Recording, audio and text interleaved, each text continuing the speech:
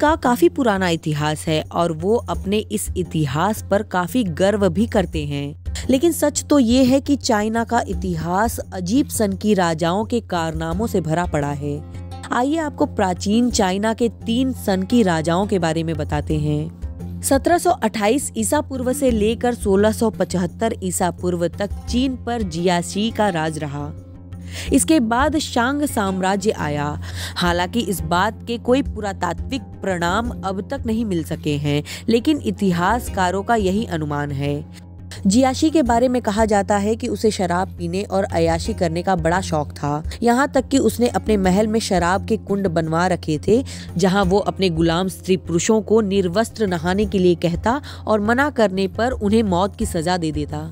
लगभग 781 ईसा पूर्व से 771 ईसा पूर्व तक चीन के पश्चिमी हिस्से में जोंग यू वोंग का शासन रहा। ये राजा तो महासन की था। उसने अपने महल में एक खास घंटा लगवा रखा था जो किसी खतरे का संकेत देने के लिए था। लेकिन राजा जब तब सैनिकों की मुस्तैदी जांचने के लिए घंटा बजवा दिया करता था। कहा जाता है कि जब वाकई में राजा पर गुप्त हमला हुआ तो उसने ये घंटा खुद दौड़कर बजाया, लेकिन तब कोई उसे बचाने नहीं आया। राजा अपनी रानी बाओशी को दरबारियों से मिलने को कहता और खुद शराब के नशे में धुत रहता।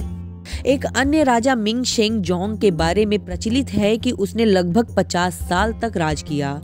हालांकि इतने सालों में राजा कभी भूले भटके ही दरबार में जाया करता था। इसकी जगह अय्याशियां करने में वो मशगूल रहता।